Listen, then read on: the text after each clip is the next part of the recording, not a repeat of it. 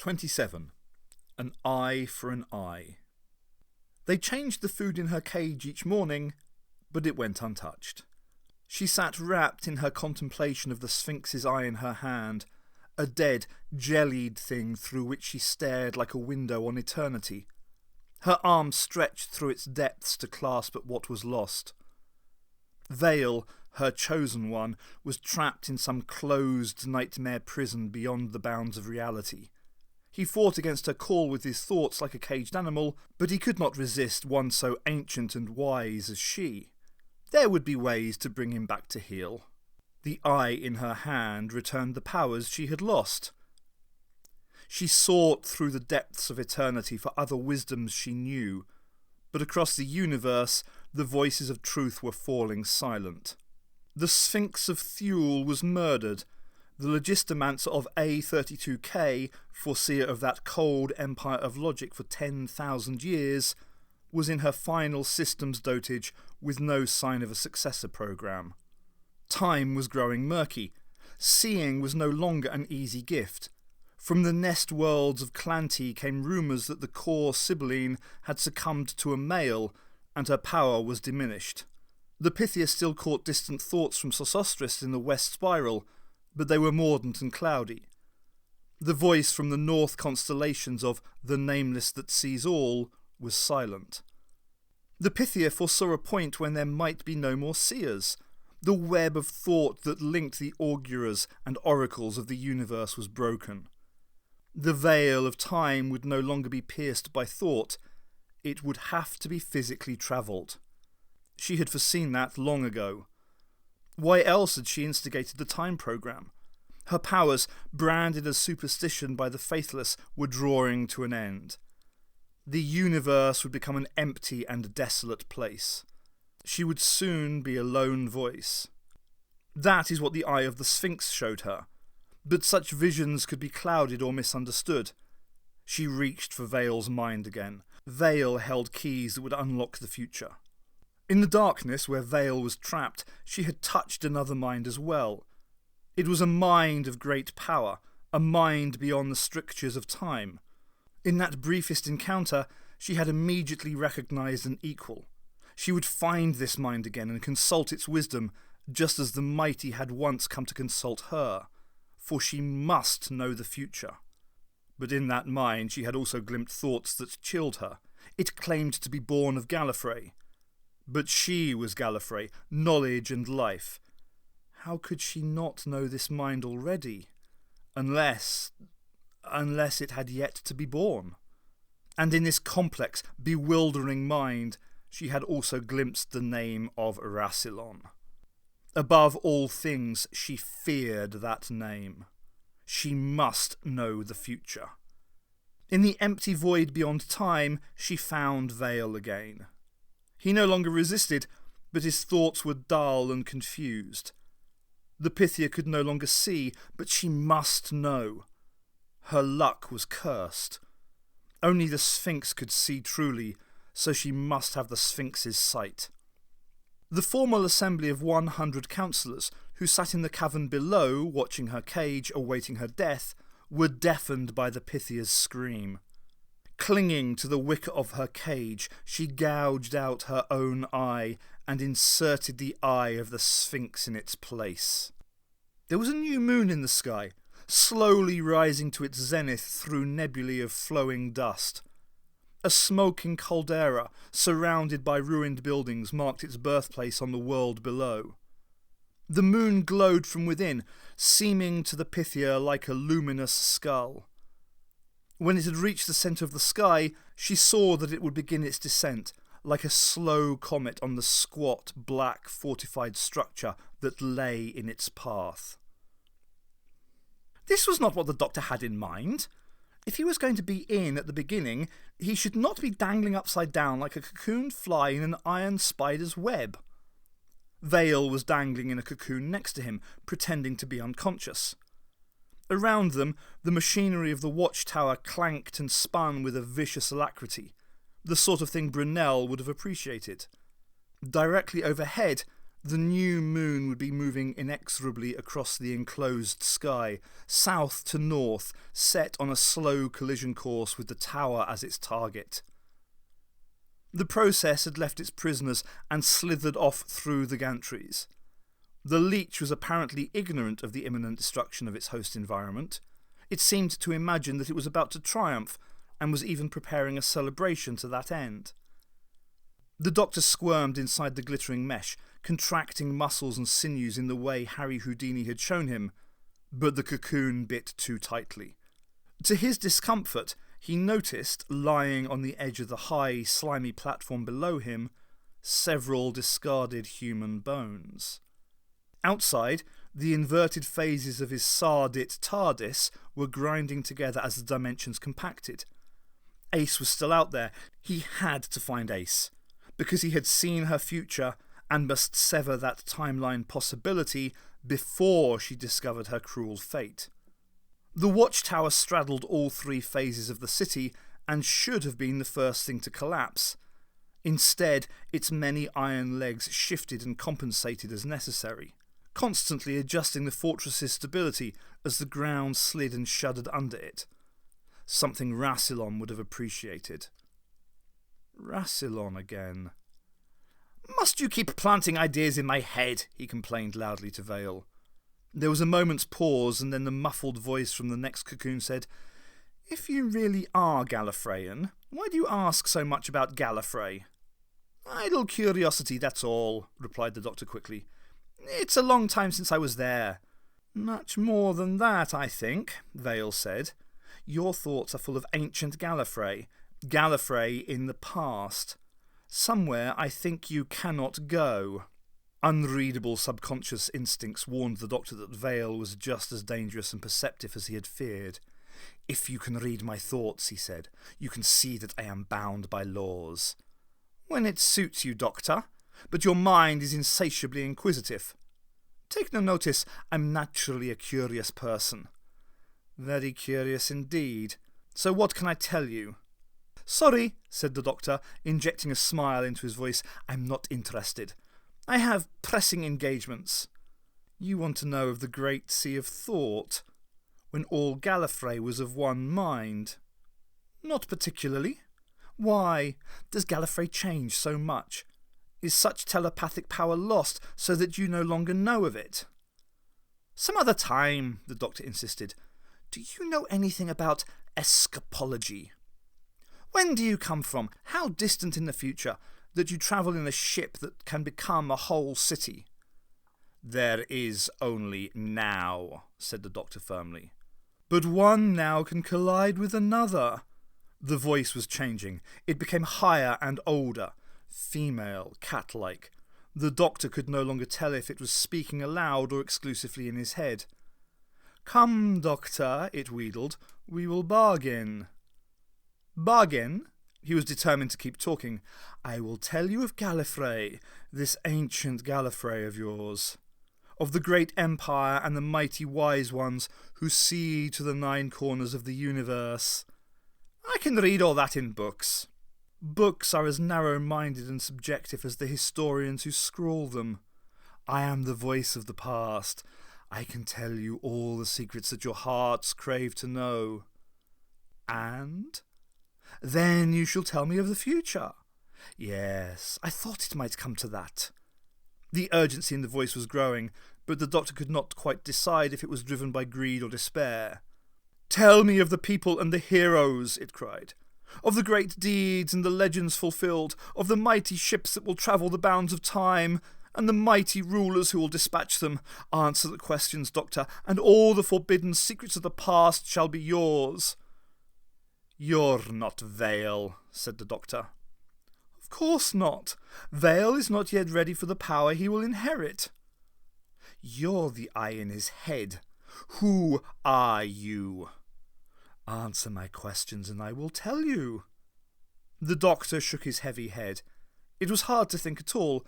Hanging upside down, all his blood was running to his brain. "I cannot," he said. "Then live the rest of your pitiful short life in ignorance and pain, wondering what you will never know." How strange, the doctor observed. I once said exactly that to a Tellurian police constable. It seems like only yesterday. You cannot resist, said the voice. There was silence. A very long silence. One question each way, said the doctor at last. He also thought, you're a fool, doctor. But that was in a separate subconscious. Agreed, said the voice. No trickery. We think the questions together and the truth after. Agreed. The doctor let his mind go blank. In his subconscious, he braced himself to deal with one riddle. Its implications were unknown, and their effect might be devastating for all of Gallifreyan history. Knowledge could be a dangerous thing, but he had bound himself by the laws of honour and would not resist. He thought sent his one question. It was all he needed to know. Who are you? Into his head came the balancing question, and the scales tilted against him. The voice asked the same riddle in inversion. It asked, Who am I? A moment's silence. The doctor eased out a slow breath. He could guess the identity of the voice. It terrified him. She came from the dark time, before Rassilon came to power, but she knew of that great hero. He was plainly an obsession. Only one figure at that time, maybe two figures, wielded such powers of telepathy as she exhibited. She spoke of a successor, but that was not in the history books. The whole of Gallifrey's development rested on one moment in time. One terrible, accursed moment which he might now undo with his meddling. The turmoil that led to Rassilon's assumption of power might never occur. No triumvirate of rulers, no intuitive revelation, no Time Lords. The answers, said her voice, together. Yes, said the doctor. But he held back as his head flooded with her response. I am the 508th Pythia in the line of Gallifrey. I am the crown of the Empire, mouthpiece of the gods and guardian of the great book of future legends. I see the past, present and future as one. Through me all thoughts meet, all time is fertile. I am the hub of the world. I am Gallifrey. The doctor still held back. These are just titles, he said. In my time, there are no more future legends. The book is a relic.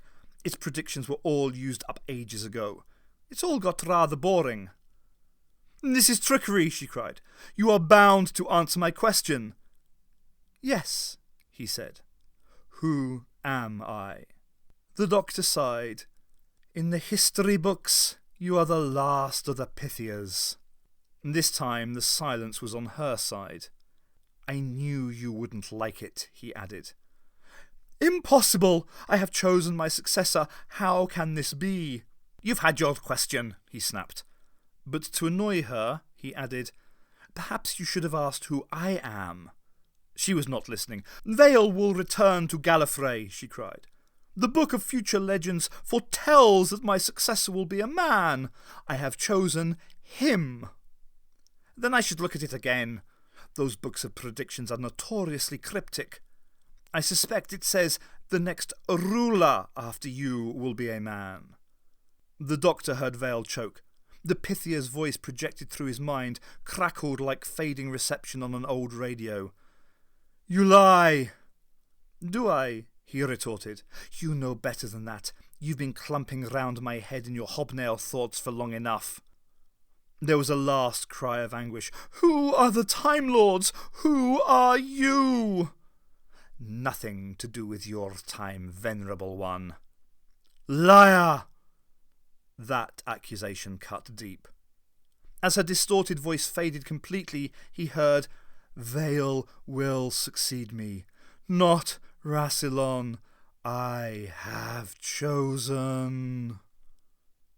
There were crashing sounds from all around. Showers of falling masonry were striking against the iron tower.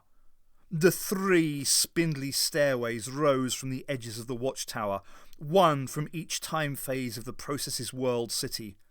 They met at the centre of the sky in an arrowhead chevron aimed at the oncoming moon.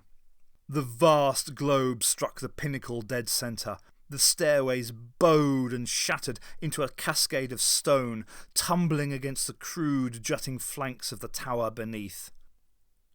The Pythia stared at the destruction around her. All the detritus of the universe had accumulated in this place. All the flotsam of time was cast into this grey limbo. These images filled her with dread. Why was she watching? If this was the future, she did not want to see. She willed herself to return to her cage and her cavern, but could not break away. This reality beyond time stayed lodged in her head, and she was fascinated. And then, in her distress, she knew.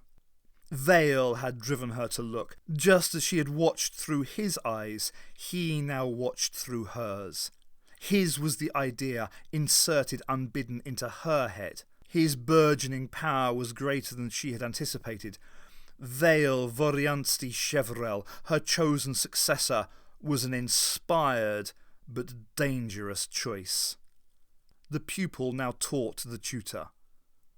One day, when he is Gallifrey, the Empire will quake before his power. "Vale," she cried, "I await your return." "When I am ready," came his dismissive reply. Ready? He was a prisoner, trapped in a monster's web. Whatever else Vale was, her little novice was not a hero. He needed her wisdom to escape, and she needed him. The brittleness of her aged bones and the excruciating pain in her eye were becoming unbearable. She would cling fast until he answered. There was no further response. He had broken her link. Alone, the Pythia searched for his thoughts, a lost spirit blown by the winds of time in this empty wasteland, the winds that howled like the banshee.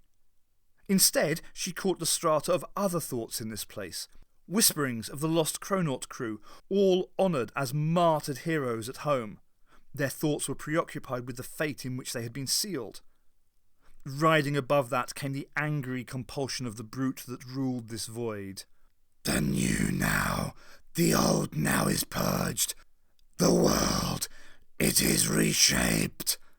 As she listened, she found that there were two voices, or the same voice twinned with itself, but they were not in harmony. "The beginning, it starts again," cried the second against the first. "From a new beginning, a new world."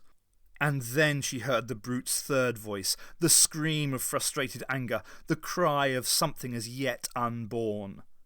She sought to find a direct link with the Doctor, but her thoughts glanced back. There was a mirror across his mind, a surface that reflected back her probes and concealed the devious complexities beneath. She was certain this unknown voice had dogged her before. It lurked in the shadows of doorways just beyond the torchlight, full of hidden gestures and soft insinuating whispers. She recognised the mockery with which it predicted what she was forbidden to see, her own fate. Somehow this world of monsters was its world. And in the wind, on the lowest strata of thought, she caught a feeble drone. Sequences of figures and equations were running in a sluggish stream, possibilities and statistics in continuously faltering assessment.